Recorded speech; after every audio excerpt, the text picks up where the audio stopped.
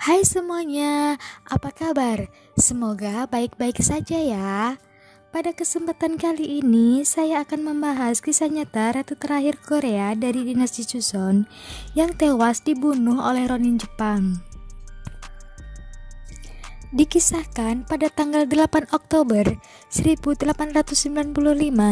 lebih dari 20 pria sangar berpakaian aneh dengan pedang terhunus menghambur ke paviliun Okoru yang berada di dalam komplek istana Yongbokgung.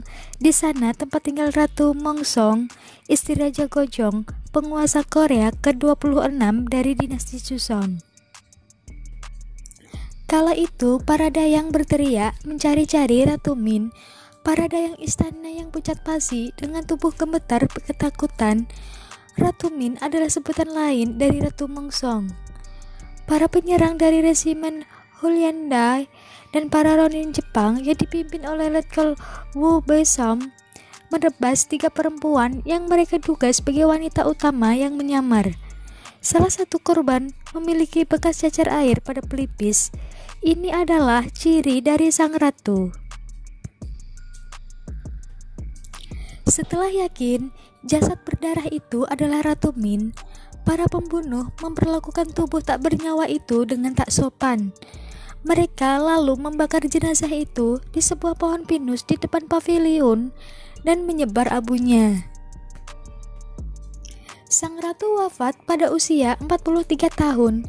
Setelah beberapa tahun, salah satu pembunuh mengaku bahwa mereka melakukan tindakan yang kejam, tak bisa diwakili dengan kata-kata terhadap jenazah sang ratu. Tak hanya dengan pedang, tapi juga katana. Pihak Jepang kala itu mencoba cuci tangan. Mereka lalu menyebar propaganda bahwa pembunuhan tersebut adalah dampak perebutan kekuasaan antara Ratu Mongsong melawan ayah mertuanya, dan bahwa pelakunya adalah segerombolan bandit asal Jepang. Pemerintahan Meiji Jepang menganggap Ratu Mongsong sebagai penghalang ekspansinya ke luar negeri. Salah satu cara untuk menyingkirkannya dari arena politik telah dilakukan dengan upaya pemberontakan yang gagal yang direncanakan oleh Hungson Dowango. Setelah kemenangan Jepang dalam Perang Tiongkok-Jepang, Ratu Min mendorong penguatan hubungan Korea-Rusia sebagai upaya menghalangi pengaruh negeri matahari terbit yang menempatkan menterinya Miura-goro di Korea Selatan. Setelah pembunuhan itu, untuk meredam protes internasional, Jepang memanggil pulang Miura dan menghadapkan dia ke hadapan hakim di pengadilan distrik Hiroshima.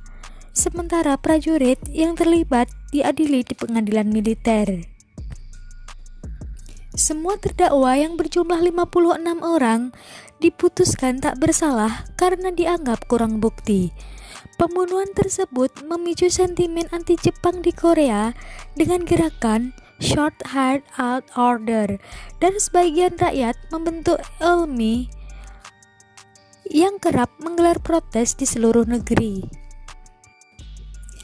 Menyusul pembunuhan tersebut, Raja Gojong dan putra mahkota yang kemudian menjadi Raja Sunjong lari dari istana dan mendapat perlindungan di kedubes Rusia.